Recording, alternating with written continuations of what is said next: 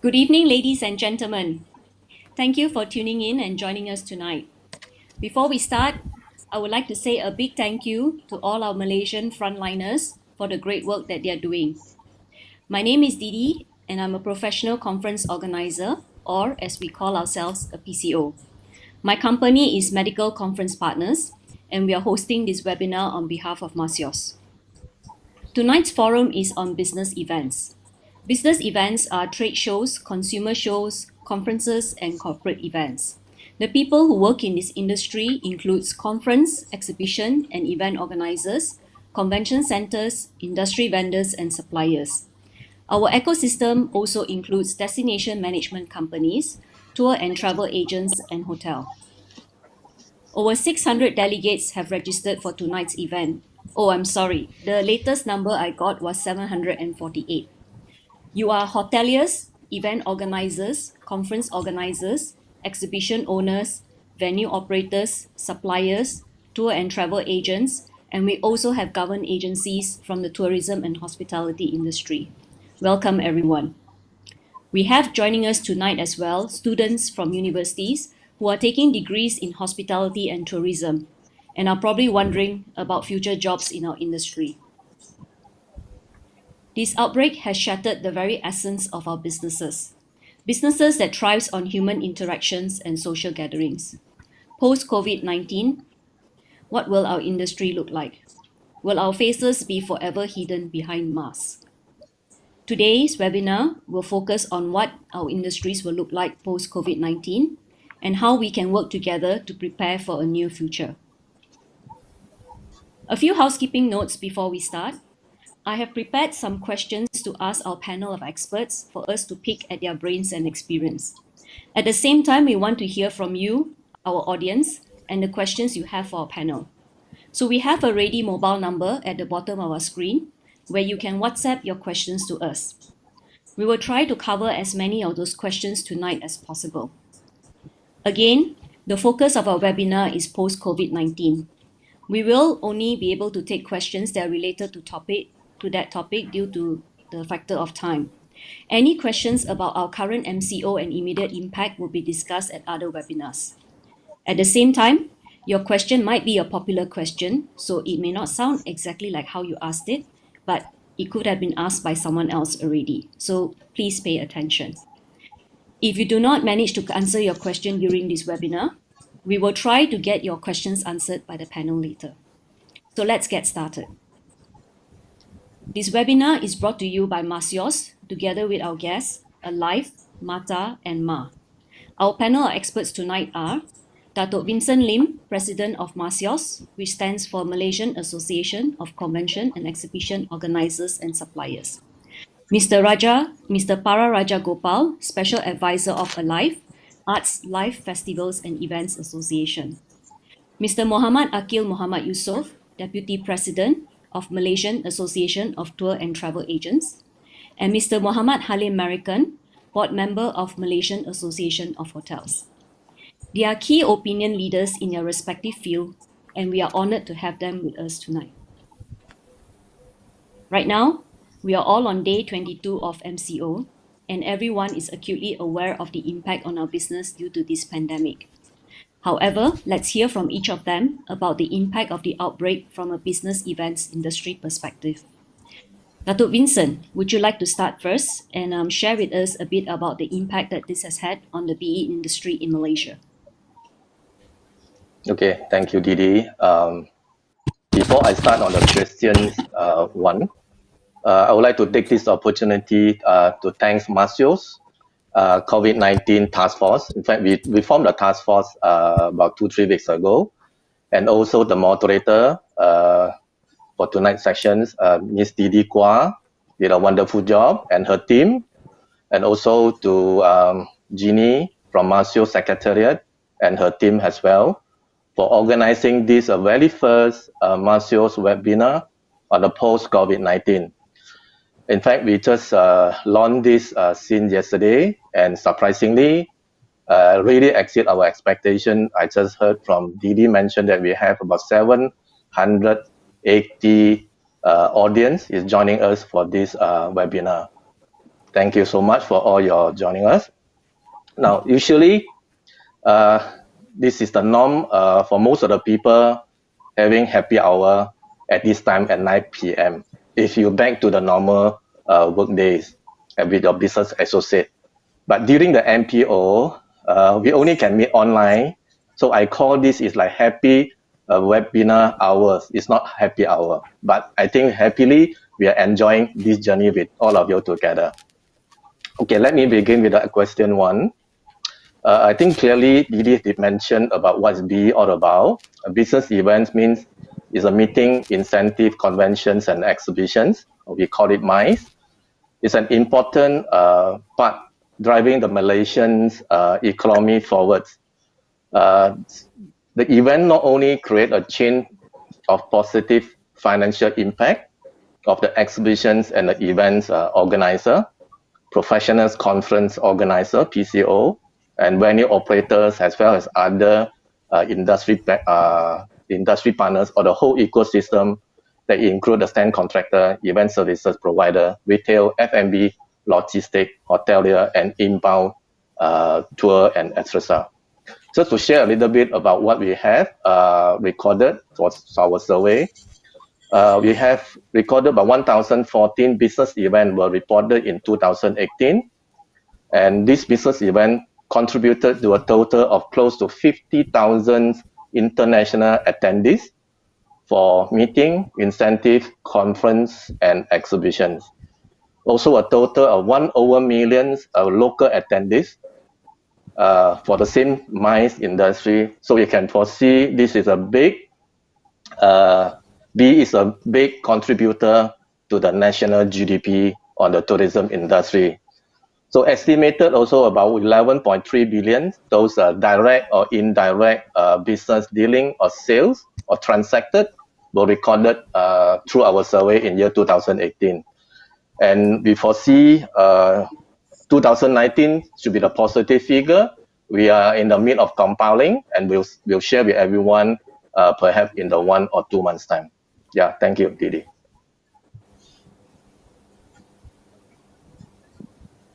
Thank you. Mr. Para, although business events is not the core business of ALIFE members, it is good for us to learn about the impact of the outbreak on your industry. Please share with us. Thank you, Didi.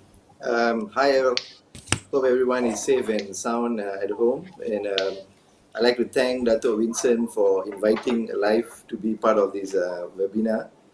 And as we all know that we are trying to learn new technology and new ways to, be relevant at these unprecedented times. For the concert industry or live entertainment scene, we are equally impacted with what is going on, and because the very fact that social distancing is the biggest factor of this disease being spread easily in events. So we can't conduct our business as usual, and let's look at what kind of contribution actually events bring to the economy of Malaysia, or overall any economy around the world. If you come back to Malaysia, the labor force seems to be the biggest contributing factor, because manufacturing is 37%, agriculture 10% of the labor force, services is 53%. So lots of events contribute to these services: hotels, transport, suppliers, airlines. We've got sound and light suppliers, prop designers, and we also hire a lot of human-based professionals, from sound engineers, crew members, security. So the entire gig economy relies very heavily on events, and having this been taken away and stand still, there's going to be a big impact to the well-being of all these people in the industry. So thank you. Yeah. Thank you, Mr. Para. Mr. Akil, The tour and travel industry is part of our ecosystem. We feel the loss and struggles that you are all going through. Can you quickly share with us the economic size of your industry and how many percent of it is related to leisure tourism and how many percent of it comes from corporate travel and business events? Thank you, Didi. Hello, everybody. I hope everybody stay safe, stay home. We'll have to go through a difficult time. Anyway, back to the question. We feel the travel agent business size is more than slightly more than 4 billion ringgit a year, and at the same time also it is more leisure than more corporate basically, due to we are receiving a lot of tourists to come in Malaysia. When COVID-19 started to come in November, in December, some of our members doesn't really feel the effect yet. But the most dramatic time is actually when China began the lockdown. When China began the lockdown, then all hell goes through out of the industry. And January, February, March, we practically lose a lot of business. Last time we have about 65% of leisure and 35% of corporate. But now I would say leisure up to probably less than 5%, and corporate is also probably less than 5%, as we see in the month of March. Okay, but we hope our members are resilient, and we can do it. We can go through this together, but we cannot go it individually. This is always our message to our members. So it is affecting us a lot, and we are. If you see in the market, we are making a lot of noise. Not that we are beggars or whatever, but we we have to, or else this industry will die. This industry will vanish from the tourism line. You know? So I think that is what our view on the industry for business event. Thank you, Mr. Akil. Thank you very much for sharing, for your honest and very sincere sharing with us. Mr. Halim, your turn. How did the cancellations and postponements of business events impact on the hotels? Okay, thank you, Didi. Before I start, I'd like to thank Dr. Vincent Lim for organizing this webinar. And also, I'd like to welcome all those who are listening in this evening. I hope you are safe at home and practicing and exercising social distancing at the moment. Yeah. Okay. For the hotel industry, basically, we actually did a survey, quick survey, effective from January onwards and right up to March. Yeah. Basically, what we've seen, also bookings, forward bookings. Yeah. What we've done is we've done a calculation from March up to June. Okay, and that's based on the current MCO and the current global situation.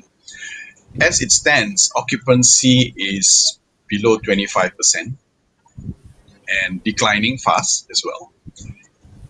Also, in terms of revenue, we are looking close or approximately 2.5 billion. 2.5 billion in terms of cancellation losses. Yeah, and that's up to June. Now, we don't foresee the situation to improve soon, and hence our members at the moment are actually now working out from June onwards up to at least September to calculate what the total loss impact, the impact to the industry. Yeah.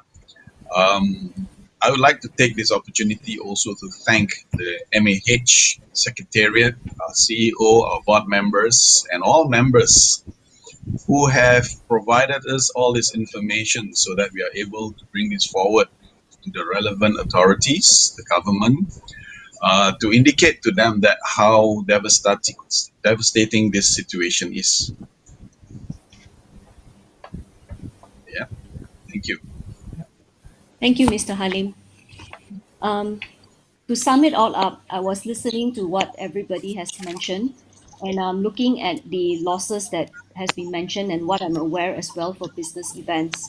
It looks like between the four associations here, our industry has lost a total of 8 billion ringgit just in the last few months, and we are only in the beginning of April.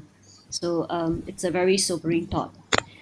Business events is definitely a significant contributor to the economy to the economies of all countries around the world.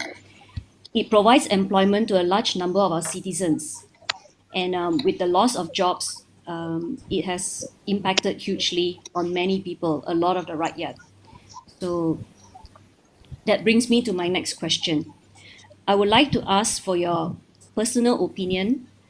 How long do you think it would take for our industry to recover from the impact of this outbreak? Dato, would you like to share first? Yep. Thank you, Didi. I just want to add on, I missed this part on the BE industry cancellation and the postponement figure. Based on our survey as of mid of March, we've seen about 713 business event cancellations and 537 reported to be postponed. That also sum up to loss of income at 1.5 billion. This is a big, huge impact to us as of mid-March. And based on today, assume the number actually is already increased. We are still compiling this. Now, based on this number, I think the whole BE industry almost is on the shutdown mode. Totally stop. You can go for your happy hour now. Totally stop. And because at the moment you can't do anything, public health is more important. The country's border are closed. No international delegates can fly in or out, and no public events or public gathering are allowed during this MCO period, or even after MCO, maybe I think they will still observe. So we are still very worried when the DG of MOH did mention, will consider to ban public events, even though after lifted on the MCO. I hope that won't happen, or I think we got to do something in order to overcome these situations.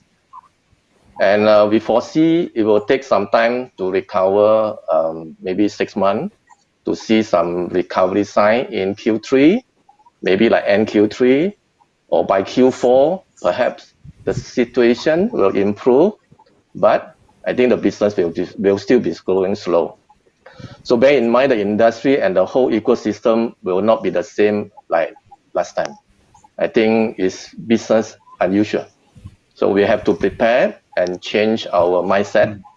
How can we retweet or reinvent our business into the new post-COVID-19? Yeah, I think that is part of the thing that we have to be aware of. Yeah, thank you, Didi. Thank you. Mr. Raja, your turn. Yes, I totally agree with what Dato has said, and I think I have kind of like understood this, that we have to basically now manage and navigate through this period of uncertainties. And I've prepared a short slide. If Alfred, you can pick out, yeah. So obviously we need to have a plan on how to mitigate the current situation, and either you need to cut your losses, or you need to cut your staffing, or you need to know how to manage your reserves at this point in time. And you need to accept help, and I think there's a lot of help being given out by the government and we have to, also negotiate your OPEX, your rentals, your staff salaries. The key thing now is also regular communication with your core team members. How do we, find ways to still conduct or prepare for the future, for the recovery process. These are the times that you can train your staff, you can come up with the more improvement plans of your services, so you're constantly engaged, and you have to keep engaged with the industry, speak to your associations, speak to the government bodies that are helping you, and like Dato Vincent said, you have to innovate and pivot. So these are the times where if you can find ways to start a different stream of revenues, you need to put your team together and see what are the resources you can use to start a new source of income. We have to work together with a recovery plan to be prepared when when the entire ecosystem improves.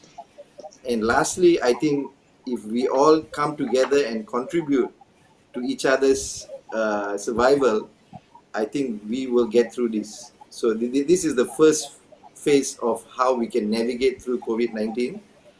And thank you, Alfred, for the slide. But the process of getting to the end of the tunnel is another, it's going to take an uncertain times, because firstly we need to contain the disease, and then we need to cope with the disease, and that's the time we need to have certain form of SOPs in events and in hotels and in venues, how we can conduct event during the coping period, and we can still conduct events safely, and that it won't become a cluster of spread for the diseases. We also need to build the confidence of the market, of the audience, of the government, So it's all the C's: contain, cope, build confidence, and then you might see some catch at the end of the tunnel to get back your business in order again. So I think that's my thought on how we can navigate this together. And we hopefully that this process will not take too long. We are also estimating the next 6 months, like maybe we'll be able to come back to business in October or November. Thank you. Thank you, Mr. Para. That was very good. And I really like your slides. I took some notes down as you were speaking as well. Mr. Akil, what do you think? Well, I think I will be a little bit more dramatic to some extent. That I would say the situation will improve, or will not back to the normality, but will improve from 12 months to 24 months from now. Simply because that, COVID-19, when it hits China, it doesn't hit other countries. And then slowly it goes to other countries, and simultaneously it goes to Malaysia. And also now, if you can see, it goes to Italy. Italy has, it's around at the same time now to UK and to US. So it will go the cycle, and it will eventually come to the whole wide world. Then, because of the different timing of every countries are facing COVID-19 to the maximum, therefore every countries, if they need 6 months to back to their own 2 feet, then the other countries also probably will need the same amount of time or more, right? So therefore I would say for us, we will look at it 12 months to 24 months period. Then the situation may be okay, but it will not go. I agree with Dato. I agree with Mr. Para. It will not go to the same. Even our special health advisor to the Prime Minister has said, Tan Sri Dr. Jamila has said that we will be totally different after COVID-19. Culturally, we will not shake hands. I don't know how we are going to face Ramadan and also Eid al-Fitri. We will not hug. Probably what you see in the internet, people are shaking hands by touching their feet. Maybe that will happen. So these are the reality that we have to think now. That and from there we have to devise, like what Mr. Paran said, we have to devise a plan. And we cannot work individually. MATTA, we don't want to work individually. We want to work with other associations so that we can together come up with this situation and be the winner. And to do that, it's not easy because everybody has their own interests, their own priorities, but we feel that it can be done, inshallah. Thank you, Mr. Akil. Mr. Halim, can we hear your thoughts?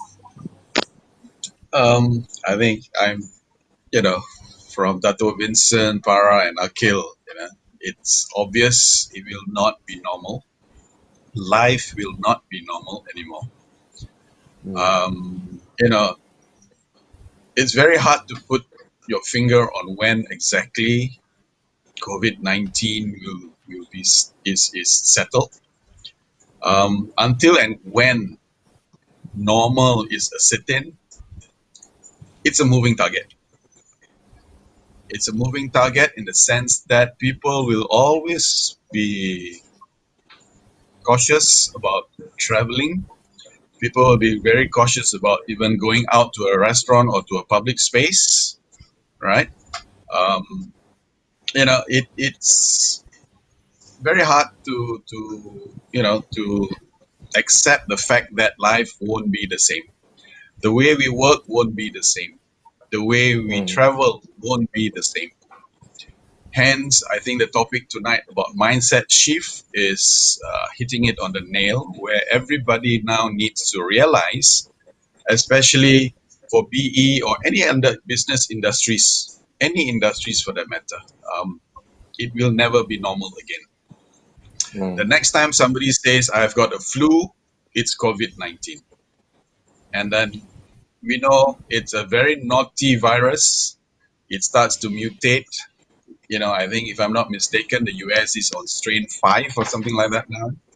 Yeah, it's mutating, and it's very hard to accept the fact that the next time we do our work, we'll be from an office, right? I think what a lot of people have learned now is working at home or from home might be the way it is now. The way, for Akil to send contracts out, or for Dato Vincent to want to try and negotiate a MICE, a conference to come into Malaysia, it's all going to be very, very difficult. And hence, as how Para said that, we need to now look at a plan, find the right plan of how we're going to move forward. Yeah. SARS took us about 8 months to recover. Yeah. SARS, we didn't have people just dropping and dying, right? So it's a very, very serious situation whereby we need to put our mindset right and start changing the way we do business from now. Yeah. Thank you. Thank you, Mr. Halim. Some very, very sound advice we heard there from that question. It looks like we are here for the long haul. And while some industries may be able to recover fast, for the travel and hospitality industry, definitely it will take a longer time to return. Okay. Our next question will be very interesting. Here, I'm asking you to look into your magic crystal balls and tell us what you think the future of our industry will look like post-COVID. What are some of the changes that we think that our respective industry will take post-COVID-19? Dato, would you like to start again? Okay, thank you, Didi. I foresee, I think after the MCO lifted, assume somewhere May or whatever, I think we don't have to straight away jump to organize our own events, because we have to be very cautious and follow what guideline from MOH. And also we assume maybe the next, after lifted, the next 3 months, that you have to be cautious and take one step at a time to observe the situation. And for the Q3 or Q4, God's feelings, maybe, if I mentioned earlier, hopefully situation a little bit better, then I think we can start to organize the events. Based on my observation and understanding, there is a lot of events have been postponed to end Q3 or Q3 and Q4, because whatever postponements from the Q1 and Q2 now all jam up at the Q4, even though during Christmas, even though during New Year Day, full of events. For some, this will happen, and things definitely will be different until we found a vaccine. And previously, when in the exhibition industry or any business event, the more is merrier for us. You love to see your crowded walkway full of industry trade visitors, buyers, a lot of busy what they call atmospheres in the networking, hustle bustle, or the business dealing.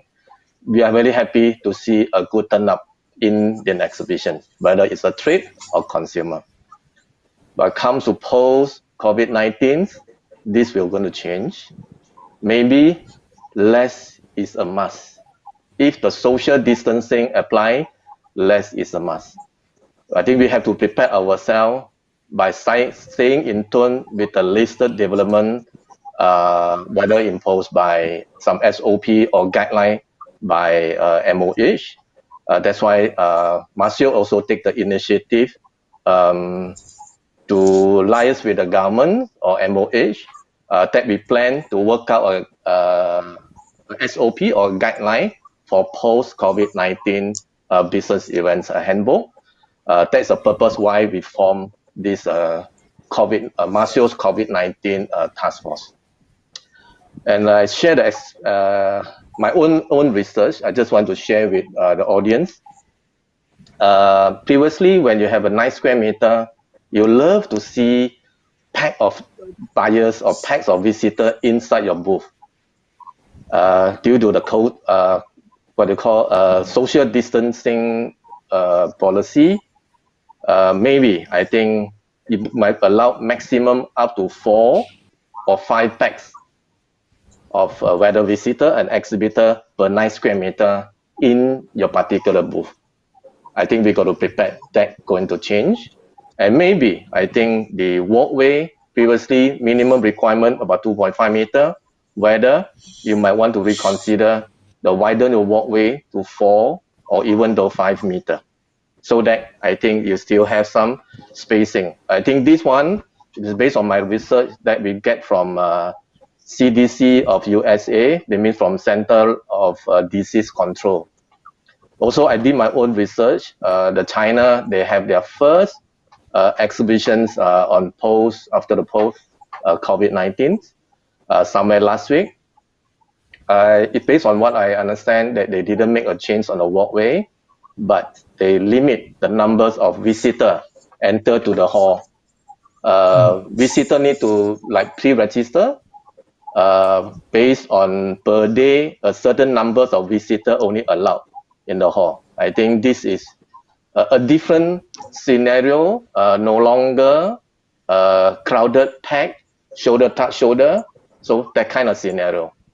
So we have to prepare, but I think another thing, whether less is must, maybe less is go. Go means it's a quality one. Then hopefully our business is still can jalan. Yeah, that's my sharing. Thank you. Thank you, Dato Vincent. Mr. Para? Yes, I think Dato Vincent has, came up with some good pointers and advice how we can start doing business post COVID by having a health screening protocol for events and managing the from actually how do we clean the venues, how do we clean the seats, how do we organize the seating arrangements, the contact point with human like usherers. I think we need to like kind of eliminate it, or all using more machines, or more technology. And I think data collection has become a very important factor now, because we need to find everybody who is now basically infected or non-infected. So I think there's a lot of technology, tracking technology, that need to be kind of all put together to actually present to the authorities and also the public, and this is the only way we can actually mitigate our business and come back to business sooner. But having said that, live events business is a, especially music and concerts, it's a celebration of human talent, and people are going to be shouting and screaming and enjoying themselves. So it'll be quite restrictive to have a mask on, and so there's a lot of culture change that we need to bring about if we don't find the vaccine sooner, or so it's a lot of moving pieces for us. But like what Dato said, that like all the other industry need to come in first and start moving, and then our business, especially live events, concerts, it's down on the non-essential, lower than the non-essential part of it. So it will take a while for us, for concerts to come back in the scale that we usually do. But we can start off doing smaller events, 250 packs, comedy shows, so, and we can organize it with all the protocols there. So these are some of the ideas we are working together with our members and partners and all that. So hopefully we be able to convince the authorities that we can conduct an event safely. Thank you. Thank you, Mr. Para.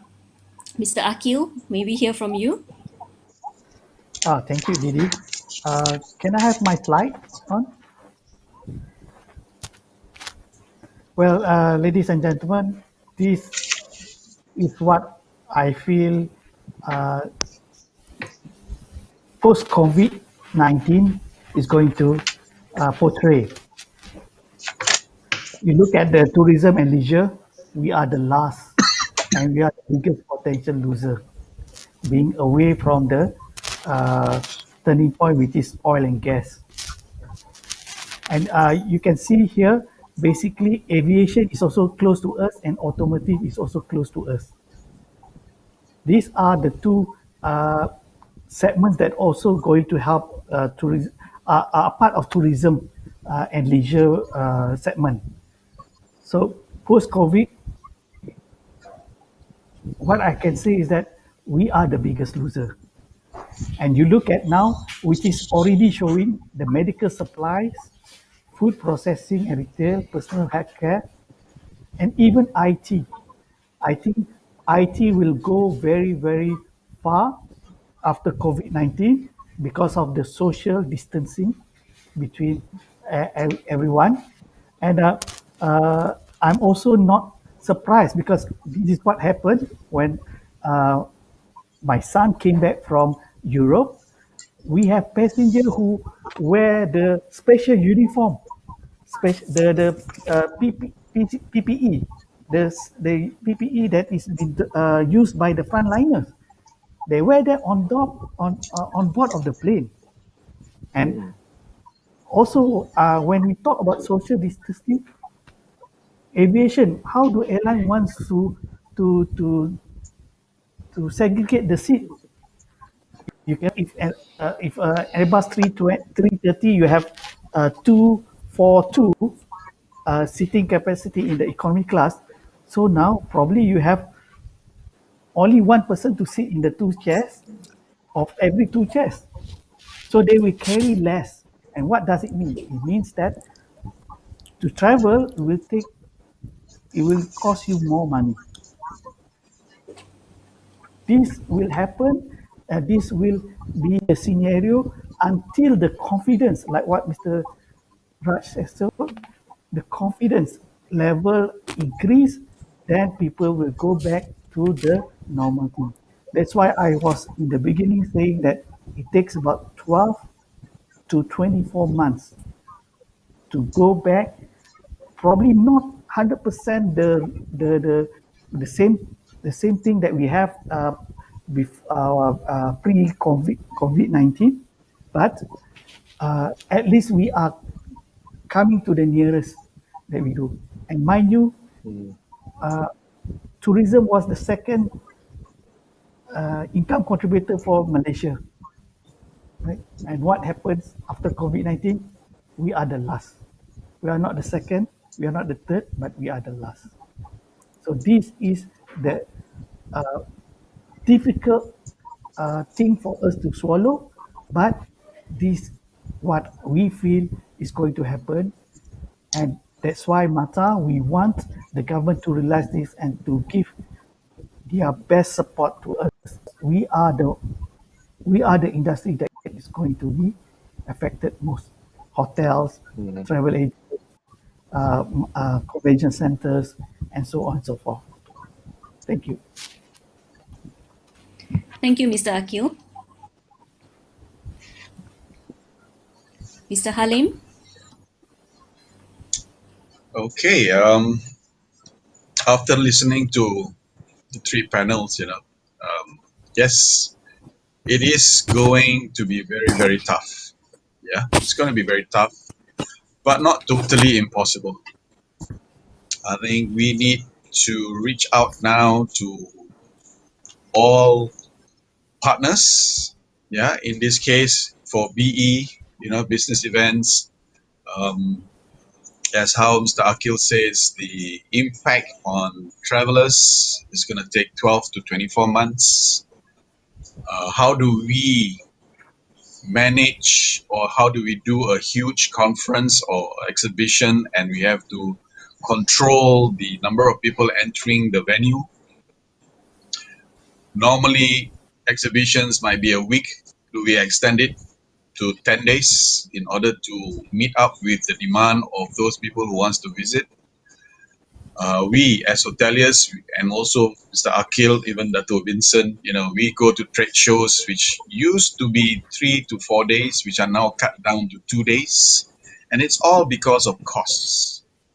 The increase in costs.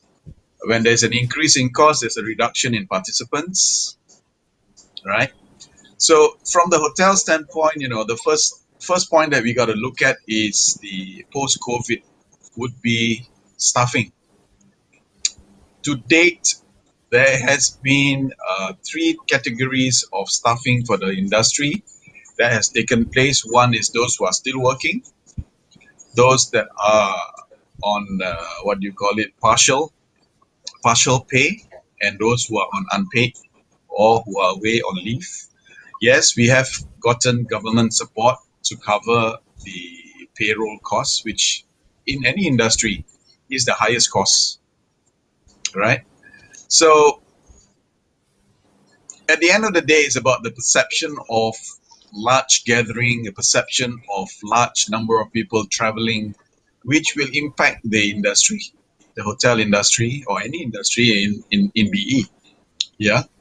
So for the hoteliers, I believe we have to realign our segments.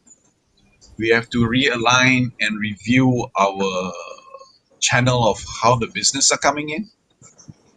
We have to realign the geographical business. Where are they coming from?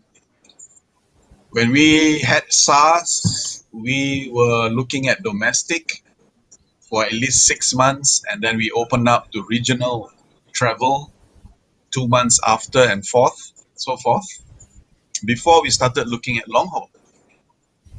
And even with long haul, there are a lot of skeptical travelers who say that is it safe to come to Malaysia? Is it safe to come to Southeast Asia? So Tourism Malaysia and Ministry of Tourism has come forward and said that there are some strategies that have put in place, mainly starting again with domestic market, So this may help the hoteliers, this may help the rooms being filled up, this may help the restaurants being occupied with the seats being occupied. But in terms of BE, business events, that's going to be a bit difficult. Yeah. Challenge.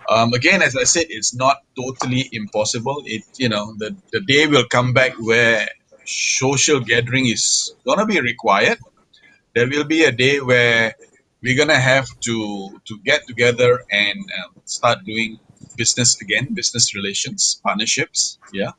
But at the meantime, I think the mindset shift that has to take place is that for the industry to really, really look again at from inside, from within the business, and looking out.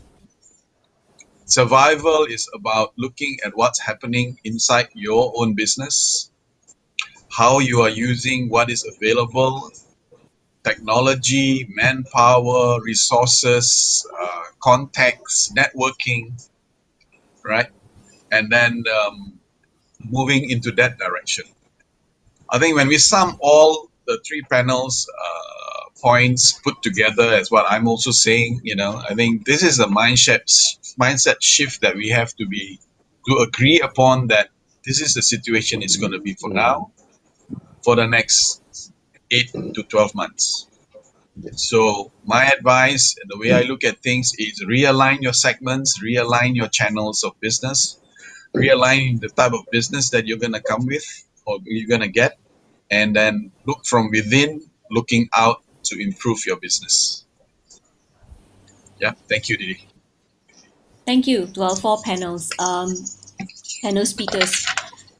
It sounds like we actually have a lot of work to do. In fact, it's not really a break for our industry. During the MCO time, I'm sure many of us are actually having a lot of sleepless nights thinking about our business, how to pivot it, and how to reform the businesses. So all the advice that you shared there, very useful. And I hope that a lot of our viewers tonight will take a lot of notes and have something to work with. We'll come to the next question. And we have actually been receiving a whole lot of questions that are coming in. The questions are coming in non-stop. It's good. Where it's good to know that these questions are coming in. And actually, for our viewers, a lot of the questions you're asking us, we will be covering as we go along. So please be patient. Your question or the topic that you're asking about will come up. Okay. So we are answering questions from the audience in between the questions that I'm repeating right now. Okay. Someone asked, how do we come together as an industry to overcome this challenging period? Perhaps for this question, we would like to ask Mr. Halim first, and then followed by Mr. Akil, then Mr. Para, and finally Dato Vincent. Well, thank you, Didi. I think the first step is we cannot be greedy. Let's be honest to ourselves that in the tourism industry, in the hospitality industry, in the business events industry, we need each other. We need to sit down together and come to a point and agree to say that it's everybody's business. The pie is there, and we need to share this pie equally. I mean, at the end of the day, when we talk about BE businesses where there's MICE involved, Dato Vincent's team, or even yourself, Didi, your company would go and meet up with the travel agent. You go and meet up with, Para's team to get the entertainers. You'll talk to us hoteliers. You'll talk to the airlines to try and bring in 3, 4, 5,000 people to move them into a city like Kuala Lumpur or Malaysia, even for Kuching or Sabah. Everywhere there's a convention center. And there's still convention centers being built in Malaysia, right? So we need to share that pie. We need to be able to compromise with the stakeholders on. You cannot have everything. We need to have some. You need to have some. Let's split this up and let's be fair to everybody. It needs to be a fair playing game, a fair playing field whereby you are able to now work together, sit down and say, this is what I need. Dato Vincent or somebody from the MICE or what do you call it, the travel agent, the wholesalers, Akil, they might go and they try to bid for a conference to come to Malaysia. And that's a lot of money that has to be laid out before. And the conference may only come into Malaysia maybe 3 to 4 years after. But the capital needs to come out now in order for you to bid for that huge conference, right? So we need to be fair, and we need to go to the PCOs or the DMCs and say that, okay, I'm willing to give so many room, and this is the specific rates I can offer, right? And they should be able to know that I can accommodate 4,000 people, right? They should be able to know that MATTA, through the ground handling, is able to provide me the coaches. Sorry, I'll repeat that. MATTA may need to come up with the coaches. So that pie needs to be shared, and we need to work together towards this one common goal. It's not about MACEOS or ALIFE or MATTA or MA. It's about Malaysia being a destination. We lose out a lot to Singapore, to Thailand, right? To Jakarta now, and even to Manila. We lose out because we don't make Malaysia as a destination first. Once you achieve Malaysia as a destination and people know that, hey, there are lots of things to do in Malaysia. Logistically, they are fine. Infrastructurally, they are fine, right? Technology, they are fine. Accommodation, we've got all level of accommodation, 3, 4, 5, right? They have choices. So moving forward, this is what we need to do. Yeah, working together, jointly, one common goal, making Malaysia a destination first before we move into talking about your business, my business. Yeah, hope that answers the question. Thank you. Thank you. Oh, it's really good, and I'm a lot of hope in there in that message as well. Mr. Akil? Yes. Thank you, Didi. I totally agree with Mr. Halim. In order for us to bring in the tourists back, that we need to work together. I remember those days when Tan Sri Sheikh Abdul Qadir, he was the tourism minister. We opened up India market. We were losing big time with Singapore during that time. Singapore was having about 27 flights a week. We are only having about 9 flights a week. So Singapore has 3 times flights a week. So what we did that we went there, we worked hard, we go to 7 cities in 10 days. Hard marketing, hard canvassing, and hard trying to gain the momentum back to our country. But there are another factor that we have to look at, which is COVID-19. The social distancing is quite dominant. The fact, you see, I would say probably people will come. There will not be staying 2% in a room or 3% in a room in order to cut costs. Probably everybody will stay single. Okay, so that is one of the things that is going to increase the cost. The other thing that I mentioned just now is the flight. Well, last time airlines are enjoying with 80% load factor, 90% load factor during peak period, but during post COVID-19, it will be probably 50% or 40%. So they have to find out a way how to reduce further their cost, at the same time not to increase too much, or else you will put people off. Okay.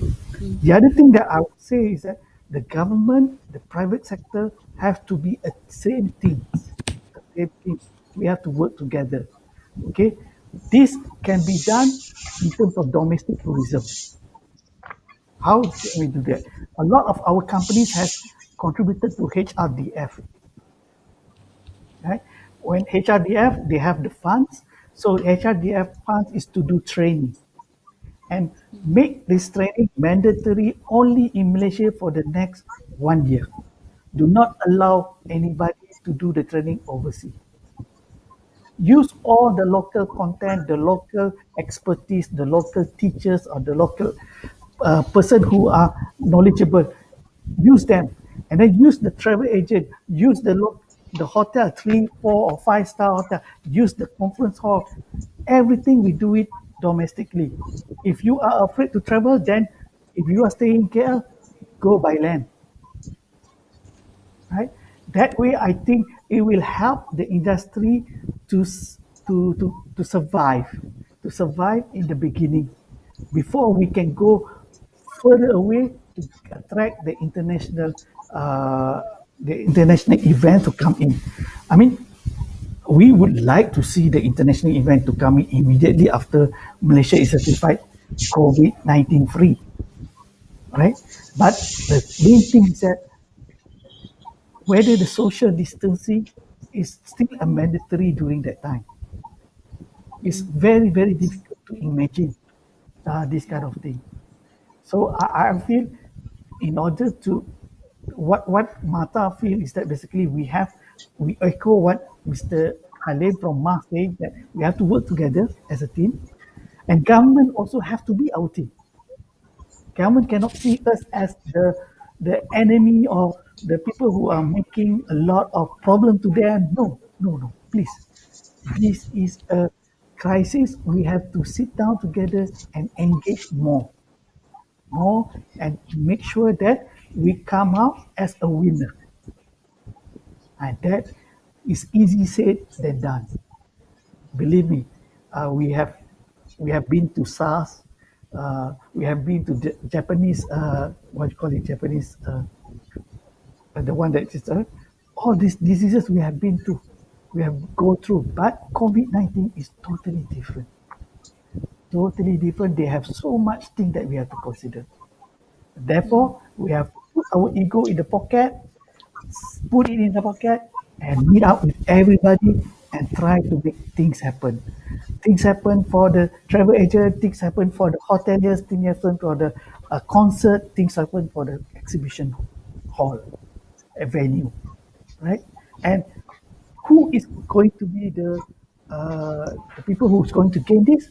Is the government, through sales tax, through income tax, through this one. So government has to think that way. Government has to understand their role, because 30%, or sorry, 25% of our business, if we make money, belongs to them in terms of taxes. So they must make sure that we survive.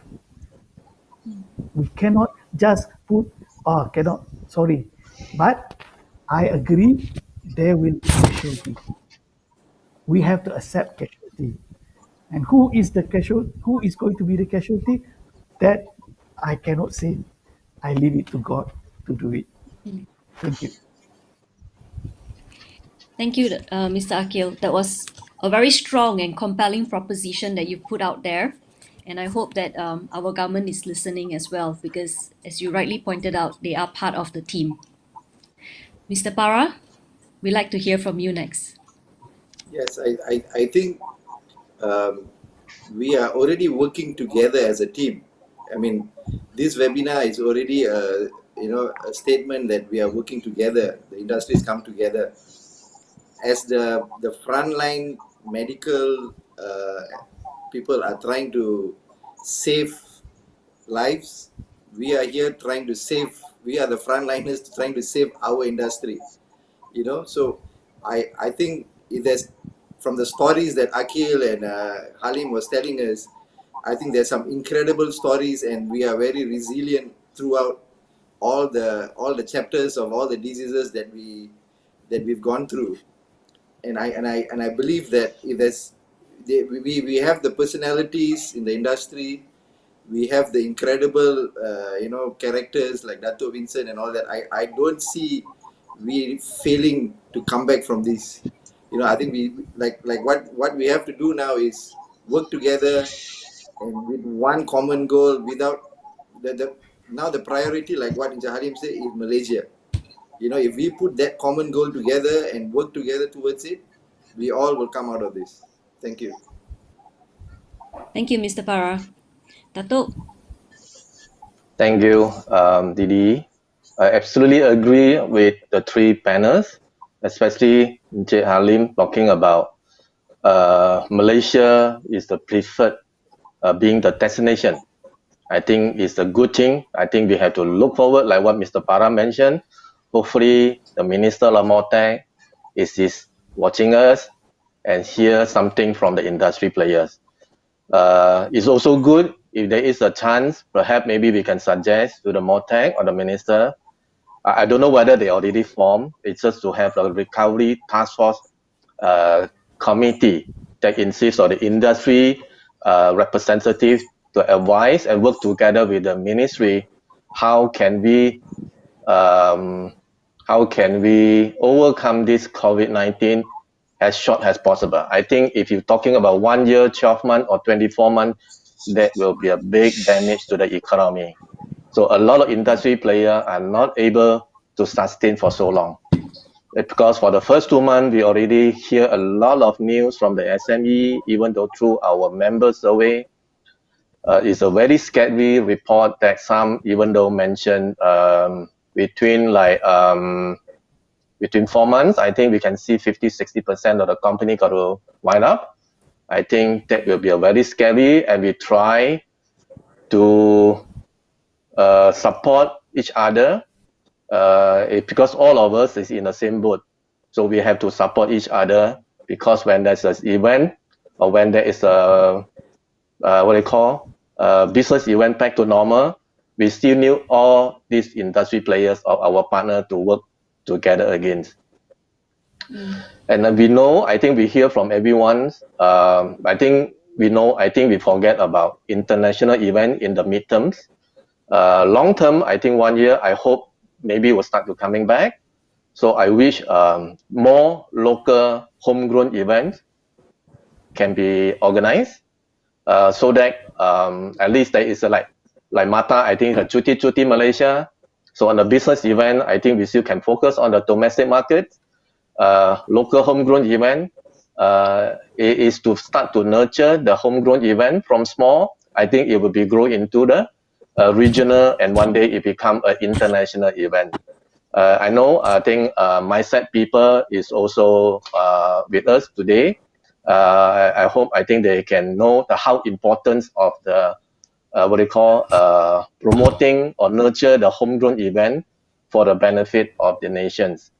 So I think before we end, I also wish on behalf of all the organizers, whether it's a PCO or PEO, exhibition organizer, we wish, or I hope, the venue operator can relook and reconsider the hall rental package could be more flexible during the post-COVID-19 period, assumed for this year or for 2021, so that there is a flexible, and your contribution, you play a role. I think forever people will remember, because you help the industry player, the small and the medium events organizer, PCO, exhibition organizer, to sustain their business, let their small event continue to kickstart, to run. In fact, I think we don't think about making money for this year. If we can sustain for this year, I think that is already a plus point. So from there, before I end, I urge maybe all industry players will agree with me that we have to work together, not only among the MACEOS members. We wish, I think it's a good start for today, all the 4 captain of the industry that we are here for this webinar. I think it's a good sign in the future that we can work even closer and create a better synergy among our industry. Thank you. Thank you, Dato. Thank you everyone for that session. It looks like, as you all say, for us to recover, we start first by looking inwards, by working together, by building up the foundation of our industry again from within, and then we'll be strong to attract the international guests and international tourists once more. Moving on, we've already reached 10 o'clock, which is our 1 hour, but I think we have so many questions coming in still. So perhaps with everyone's permission, we can go on for another half an hour. Is that No okay? problem. Okay. Okay. All right, No thank problem. you. Bloody man. Okay, thank you. Nothing So, to do. nothing to do.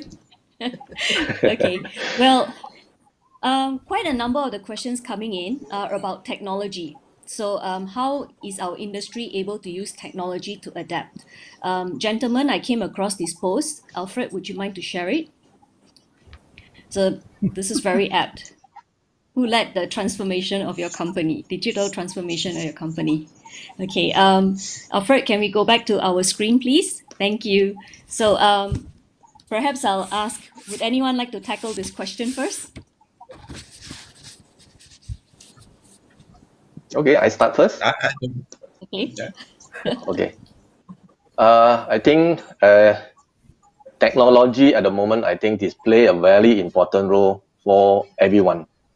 You just imagine if we do not have this webinar, we don't have a Zoom meeting, if during the MCO period, we have nothing to do, right? I think that is proven technology will help to see how our business will still continue.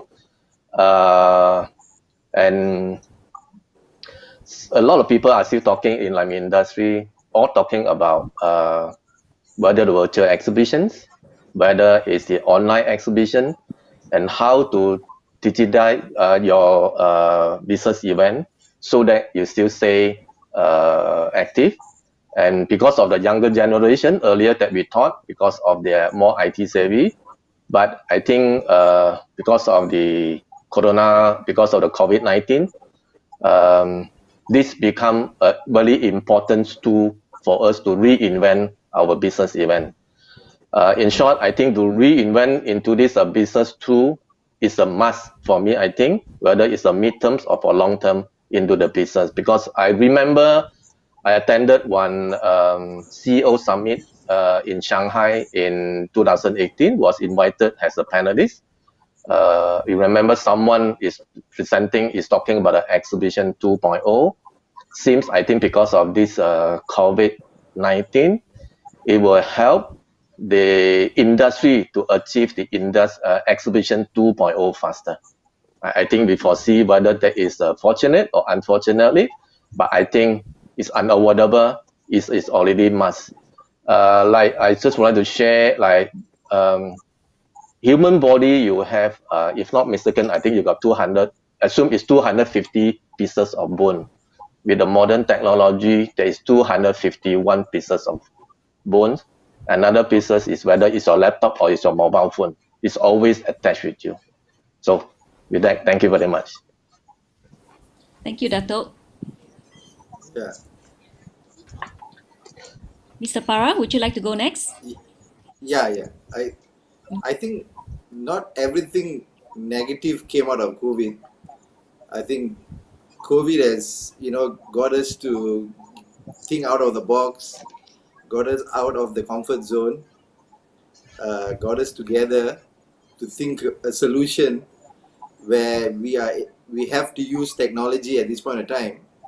So, technology is how we're going to reshape and re-innovate our business. For the live events, we've been doing a lot of streaming concerts already before, but now it's going to look like people are going to expand it and find ways to monetize it as well. And so it's part of and parcel of how we have to adapt and also find ways to improve our business through technology. So we all as a company need to have a team, or or the leaders of your business need to lead this quite seriously not only during a crisis, but throughout your business. So we'll be ready for the next crisis, you know. So I think that's the key taking from what I can share with the viewers and the panel. Thank you. Thank you. Thank you, Ms. Farah. Mr. Akil. Well, for MATTA, we are doing something about technology, and I think COVID-19 will make us to accelerate our intention to have our own platform for our members. Actually, we have just launched it last year, and I feel that we did not get a lot of good support, but out of this COVID-19, I'm sure now MAHO, MACEOS, ALIFE, and all other association or industry which is relevant to tourism, we definitely want to work together to make sure that our platform, which is we build it for our members, it can work, it can help to bring back the business that we lost during COVID-19. And technology is also the answer to the future of the business in tourism and also probably in other industry. Yeah. So we have to embrace, even though I am not really well versed in technology, but what Mr. Para said to me this morning, I have to embrace it. So whether you like it or not, whether you are 20 years old company, owner of a 20 years company or 30 years old company or 5 years old company or even 1 years old company, technology is the answer in travel industry. And technology does really works and it does really bring the business. So the fastest way to earn your dollar and cent is also through technology. So what to do? We have to embrace. We have to what uh, orang tua-tua cakap, tidur makan dengan teknologi. Thank you. Thank you. That's a new hashtag for me to learn. Tidur makan dengan technology. That's a good one. Thank you, Mr. Akil. Mr. Halim, we would like to hear from you. Okay, I believe I have a slide for this one with regards to technology. Yeah, thank you. Thank you. Okay, technology and the hospitality industry, it's not something new. We've been embarking and using technology for our business for a long time now, actually. Yeah. In fact, we sometimes forget that Y2K was 20 years ago. And all that commotion with regards to Y2K, and that's already technology being used. Yeah. So, we will continue. We will continue to use technology and we will all continue to enhance our operations using technology to make it easier for our customers, for our guests. Yeah. However, in the hotel industry, we cannot compromise the personalized service. It is a perceived expectation by our customers when they come to hotel to receive such personalized service, right? I mean, now we talk about checking in using your credit card and using kiosks and all that. Yeah. So those are just enhancement, but you still need the people behind it. And as we already spoke earlier about manpower being the most expensive component or most expenditure for operation, we need to maintain the staff. We need to maintain, but however, we need to train them to be more multitasking. We need to train them to be able to use a lot of the technology to help with their daily task, right? And definitely e-commerce platforms and social media. That is definitely going to be used even a lot more now, if it's not already being used a lot. Yeah. But the interesting part about technology will be the technology for marketing. I think we'll be using a lot more now since we are realigning our market, our segments, realigning our channels and geographical origin of business. The technology for marketing will come in very largely. Yeah. And lastly, technology for culinary and F&B team and the rooms operation. We're gonna have to start thinking about investing. I do understand some companies do provide hire purchase arrangements for equipment in the kitchen to be a little bit more technical or technology driven, right? This will actually again enhance the production of food or culinary, but at the same time it allows staff to be a little bit more multitasking. Yeah. I used to joke with my son to say that nowadays hotel school, you need to learn to push a button, right? As opposed to what I did 30 odd years ago, where everything was manual, right? But at the end of the day, that's the real life now. That's the real thing now. So technology, this is the direction we need to go. Yeah. And as Dato said, the webinar, here we are, right? Video conferencing, but the important thing to realize now, moving forward and changing our mindset is conferences will be smaller for the time being. Convention centers will probably, have difficulties trying to fill up all their 10,000, 20,000 square feet or, square meter halls. I think this is where, when I say earlier about working together, is basically talking about MACEOS and PMCs and PCOs and DMCs to now come back to hotels, because we do have ballrooms, we do have banquet halls to cater to the smaller meetings, smaller conferences. So that's one of the meaning when I say work together. Right, it's nice to be in the convention centers, but at the same time, we do have facilities as well.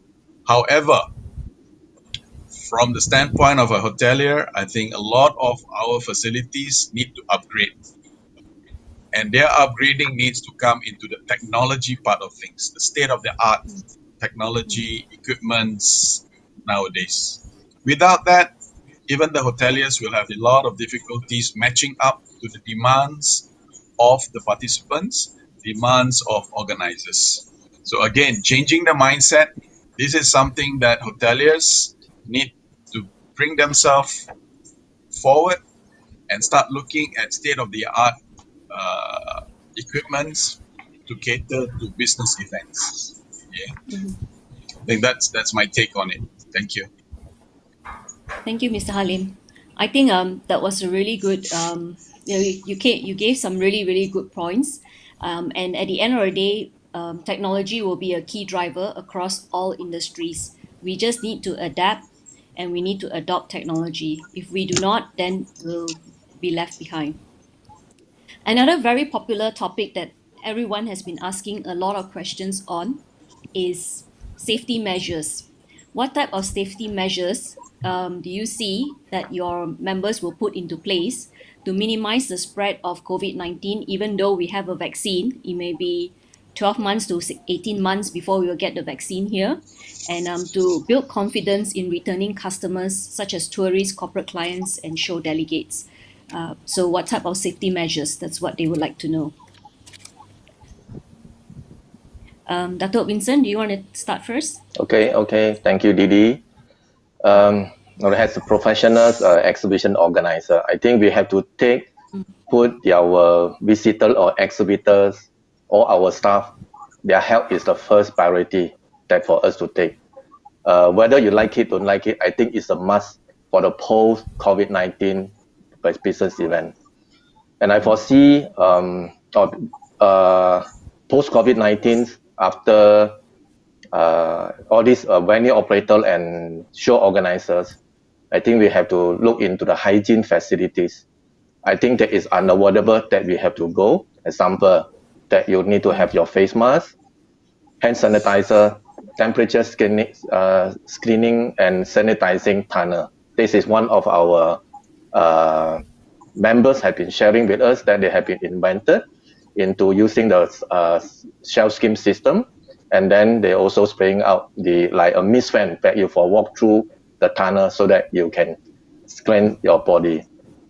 Same thing, I think also the social distancing policy had to apply, so reduce crowding and also practice social distancing as what the government enforced at 1 meter away, and assume per human.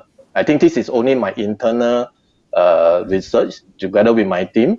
Per human, assume is about 4 square meter, left and right, front and back, that you require 4 square meter per visitors. If you are taking, let's say, 10,000 square meter, 10,000 square meter means like assume Hall 1 to Hall 5 of Kuala Lumpur Convention Center.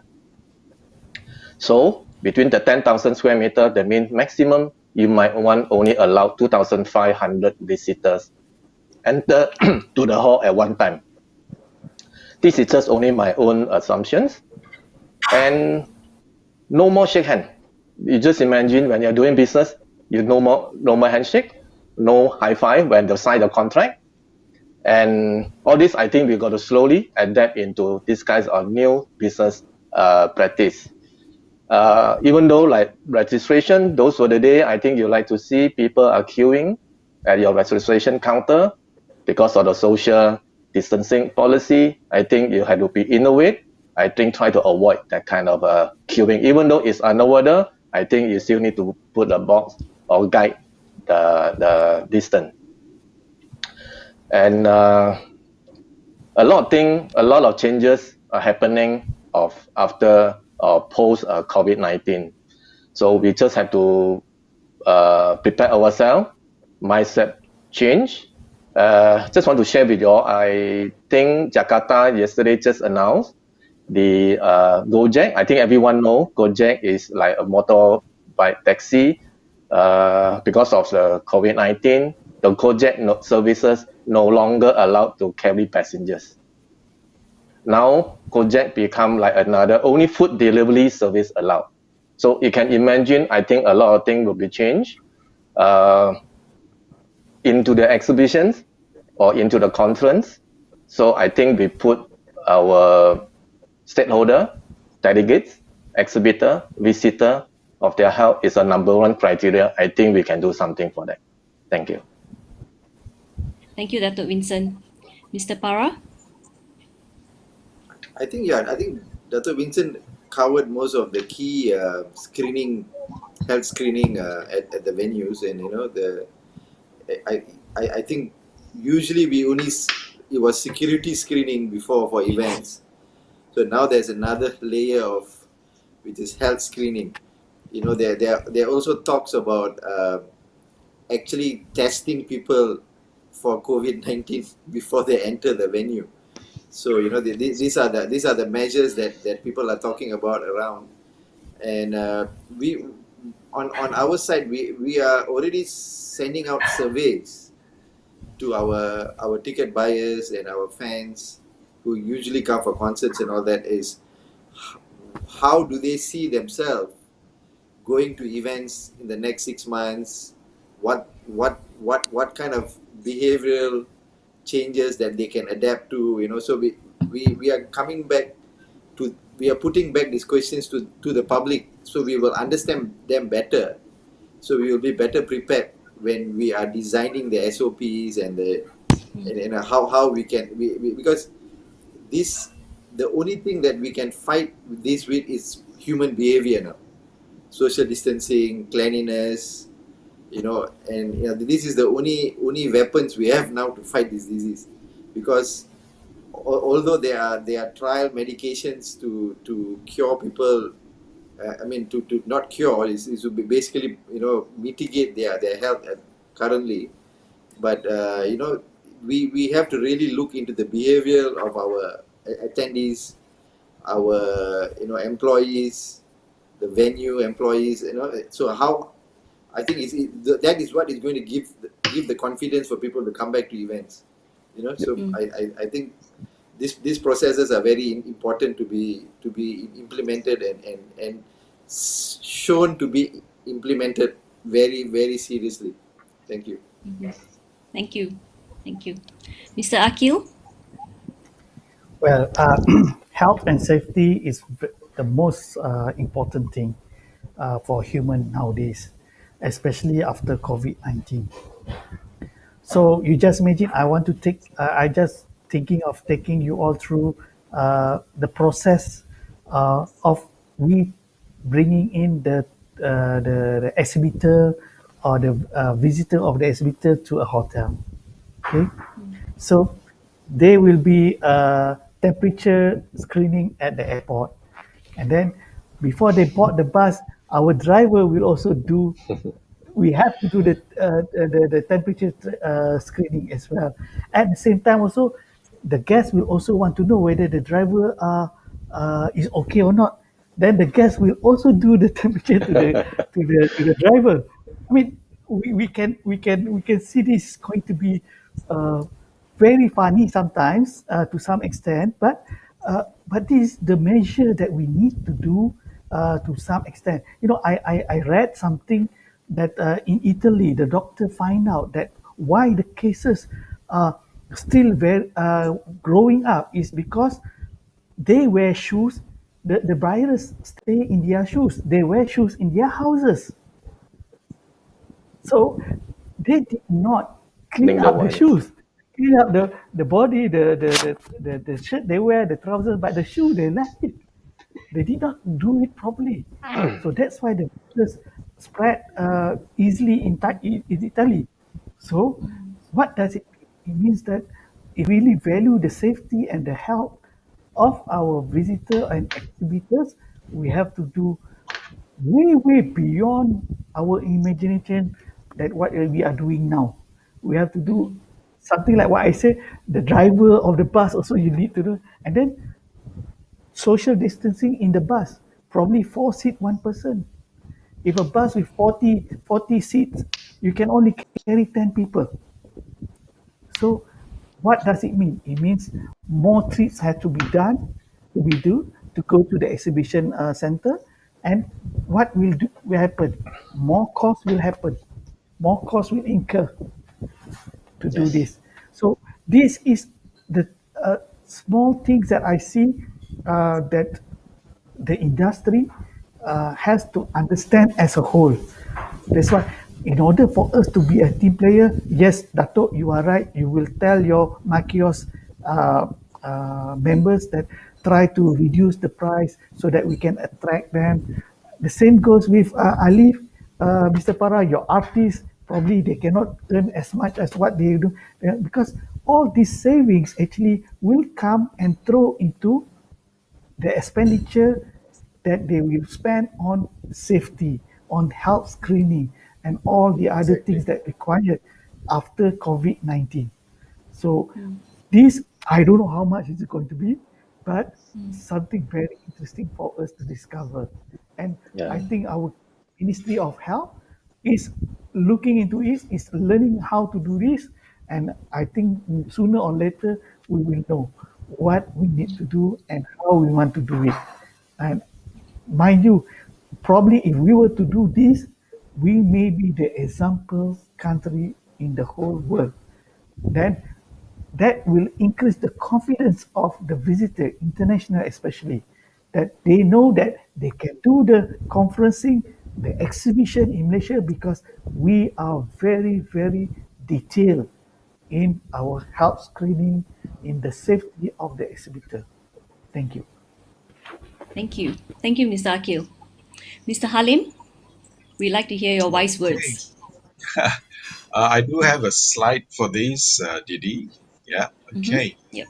Um, Even during the pandemic, pre-pandemic situation, our hotels have started with stringent sanitization practices for both staff, guests, and also to the suppliers and vendors. Yeah, I think what we have to realize now is that how Previously, we were doing businesses when the suppliers deliver the items to the loading bay, the receiving guy receives it, and then he takes it to the storeroom or sends it to the department directly.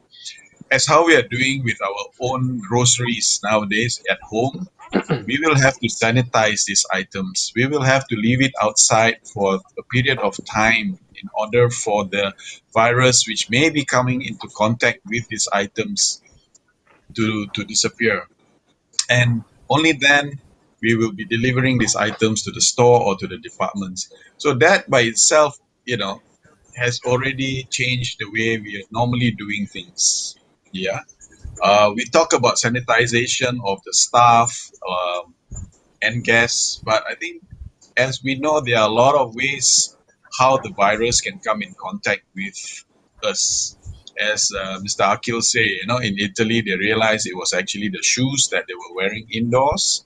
So these are areas that the hotels will have to start practicing as well. Apart from the fact of daily sanitization of rooms, public areas, yeah, those are all the things that is currently being done. There will be an increase in this area of care for our guests, our staff. Yeah.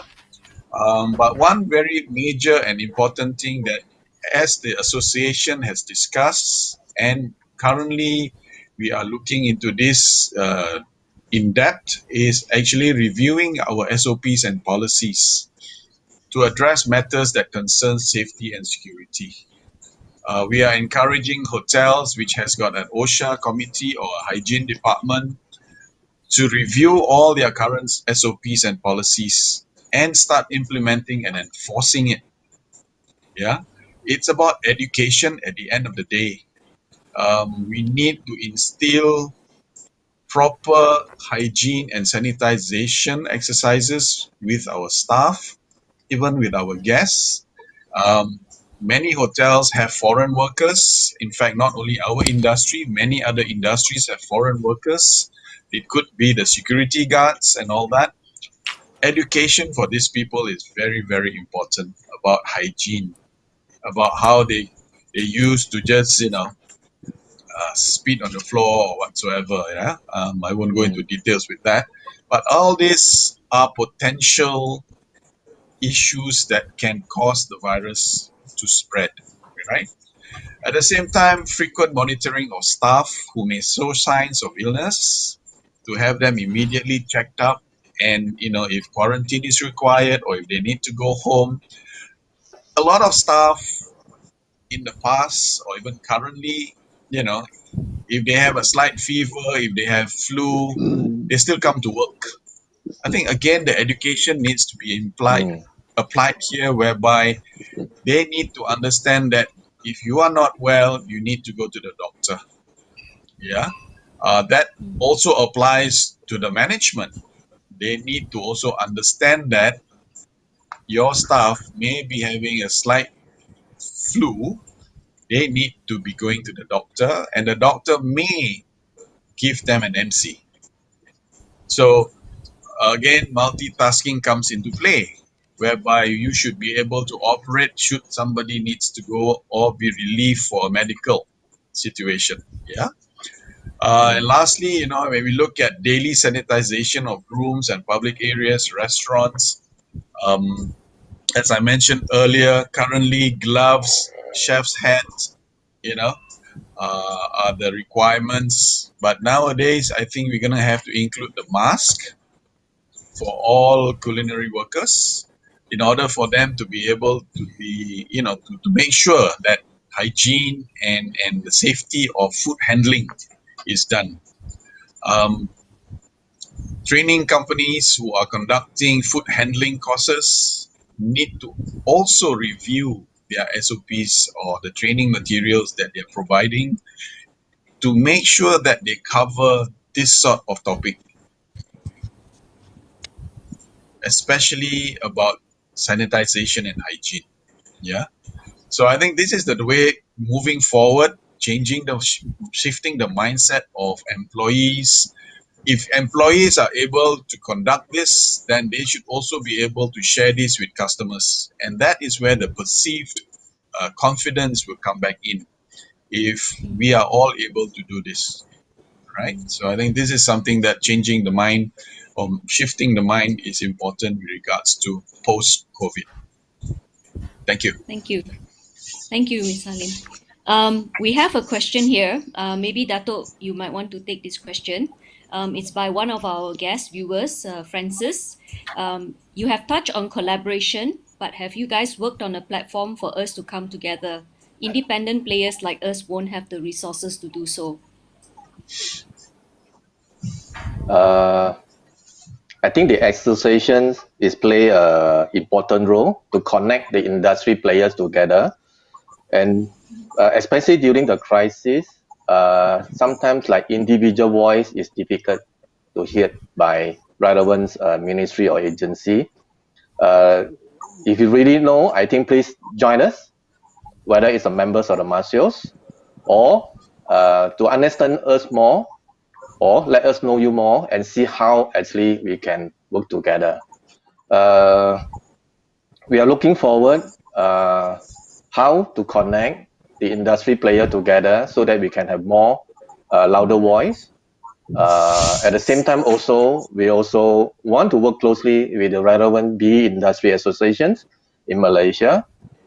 At the same time, also regionally and internationally, MACEOS also play a very proactive role to affiliated with the Africa, is a Asia Federations of Exhibitions and Convention Associations. The same goes to the UFI, ICA, and all these international bodies, so that we're able to learn and to share, so that we learn from each other. So please talk to us or talk to Jeannie. We always can keep in touch again. Thank you. Thank you, Dato. Didi, may I add to this point yes. on this Yes, question? Mr. Halim. The floor is yours. It comes back to technology, right, Dato? Yes. I know there are some countries that actually do it, and it's almost like a bidding process, whereby if the PCOs or DMCs requires X number of rooms, X sort of services required to work from travel agent, it's a platform whereby one can go in and MACEOS, for instance, will say, okay, we are bidding for a exhibition or something 3 years down the road. This is what we require, and as MACEOS members, we are able to then go onto the platform and actually put in our biddings, right? And I think this is again what we say moving forward and talking about technology. Suppliers for raw materials, we are using technology. I'm looking for 20 kilos of tomahawk beef.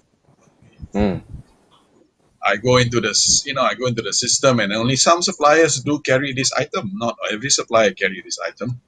So whoever has it puts in a bid, and I'll go to the best bidder. Similar, I think this is where technology will help when it comes to talking about connecting everybody together. Exactly. Thank you, Mr. Halim. That's a very good point coming in from a different perspective, but very relevant today in today's discussion as well. Thank you. So our final question, we've already gone past our half an hour, and this is, I think it's very important. Is there any final advice for our viewers? Actually, there is also a question from the fresh graduates too. Do we have any advice for fresh graduates? So maybe we'll take this as the final question from everyone tonight. Mr. Halim, would you like to start first? Okay, I'll cover the question by the fresh graduate. I think it comes back to my opening statement, that this is the real world. This is real. Situations like this can happen. We don't know what else will come in the future. What sort of pandemic? What sort of virus? What sort of virus that can come in the future? As many of those who are aspiring to join, any industry, to graduate and get a job, I think we need to realize that, you got to start somewhere. You got to build up your exposure, your experience, and understand whatever industry that you want to come into, to clearly understand that things like this can happen. And when this sort of thing happens, how do I cope with it? All right. So, no doubt, as Mr. Akil said, we may be in the different league in terms of technology savvy, but it is our duty. But it's our duty to learn it, to be at par with whatever that's happening current. Yeah. So I think that's what I could say with regards to the fresh graduate. And as a parting message to everybody, I think let's minimize the spread. Follow what the government is doing. I mean, we get a lot of messages on our WhatsApp and any other social media. Again, some are real, some are fake, some can work, some cannot work. So at the end of the day, I think we need to use our own judgment and our own common sense to just contain the spread and reduce the curves. Hope life come back as possible. Yeah, thank you. Thank you. Mr. Akil? Well, whatever comes down will always comes up back. Whatever comes down, whatever loss, there's always an opportunity in between. So it's up to each and every one of us to see that opportunity, to seize that opportunity, and to use it to the benefit of uh, individuals or a group as a collective thing. So you as a fresh graduate, do not see this as a lah teruk lah, I in the wrong cause, all these things. No, please, no. You should not surrender before you go to the battle. What you should do is that use this and find the light at the end of the tunnel. Find the opportunity at the end of the working experience. I am sure, and I believe this industry is, even though it's free by by the nature, but still people like to travel. People wants to travel. People needs to travel. So therefore the request and the interest and the requirement is always there. Only it's up to you. You have to portray, you have to do, you have to be innovative, and you have to use your initiative to ensure that you can excel in the industry. Do not just be a listener, a follower, but be a leader. Not many people can be a leader, but I don't think that it is not possible for you. It is possible. Okay, go for it, and go for it. Thank you. Thank you, Mr. Akil. Mr. Para, any words of wisdom? Yeah, I think every generation, they are opposed with unprecedented challenges in their lifetime, I think. And as a fresh graduate at this point in time, you might look at it and say that, oh, why in this point in time I'm facing this, but if you have coped and managed to get through this, the rest of the journey will be a lot more easier for you. So use this as an opportunity to learn, because learning is a lifelong process, So with this challenge is not only, is just for you or us, or is going through every single human being in the world that's facing the same challenge now. I think Malaysia, I think we are coping quite well with a lot of other countries that I think we can see our health frontliners are doing quite a good job, and we are quite blessed that that the death rates are not so great like the other countries in Europe and all that. So with every human being facing the same challenge, and we are uniting together to fight the same enemy, it's impossible for us to lose this battle. I think humanity is one of the greatest strengths that we need to now come together and be and save the world that we all are living in now and facing. So that's my final words for today. Thank you. Thank you, Mr. Farah. Thank you. Dato, would you like to wrap up? Okay, thank you, Didi. Alfred, could you please share my slide? Now, this is just my one slide. Just want to share with everyone. I think y'all can read. Life is not always perfect, and there is always a possibility for a problem right now. But the problem is not the end. But it depends how you see, like what Mr. Akil say, that and Mr. Para also did mention. If you break your pencil into two, the other one, I think, is also another piece of pencil. You can sharpen it, and then now you got two pencils. So in life, nothing is impossible. It's an always turn impossible become possible. This is the different.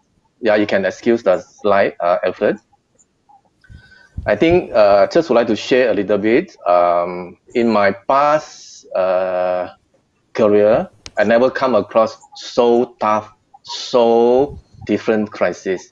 In my previous experience, in my exhibitions, I gone through like birthday, I gone through like election day, we gone through like a lot of demonstration. Even though one of my show home deck was just after SARS, I think we gone through all these kind of things, but never come across of this COVID-19 so much different. But I think we have to, because like what you say, I think we have to think out of the box. We always make impossible possible. So I think let's work together and see how to overcome this. Do stay calm, stay at home, stay cool, be patient, because this COVID-19 is just periods of time, whether it's 3 months, 6 months, or 1 year. Time will come back to the normal life. Prepare ourselves for the next new beginning and when the economy bounces back. First thing is to sustain the company and be prepared for the next economy to bounce back. And I wish all of you good health and stay safe. I think that is the take-up point, because at this moment, sometimes don't force yourself if this is not the real time for you to go. In Chinese say, Cantonese is say like what, 天时地利人和. I think it means you don't have the, maybe Didi, you know how to explain.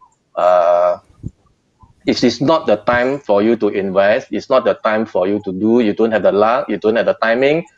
And this is not the good time. Maybe you might want to pause for a while and wait and go back. And then you start again your new beginning, a new journey. Yeah, thank you. Thank you, Dato. Thank you, Didi. Thank you. And with that, I would like to thank our 4 experts and a big thank you to all our viewers for spending your precious evening with us. We hope this webinar has given you new ideas to work with. To survive this period in history, we need to change our mindset. As entrepreneurs and people with entrepreneurial mindset, we will find solutions and visions to adapt to any new future. Please look out for future webinars by MACEOS. If you have any ideas or topics you would like our next webinar to cover, do share it with us on our WhatsApp number within the next hour. As an industry, let's stay united, support our Ministry of Health in their efforts, and change our own mindset. With that, stay home, stay safe, and stay healthy. Thank you and good night. Thank you. Thank you. Bye. Bye. Night. Thank you, Halim. Thank you, Akil and Para. Didi, Thank you. good job. Take Thank care. Thank you. Bye. Thank you very much. Bye. Thank you, Didi in house, Didi. Thank you, Mr. Akil. Thank you.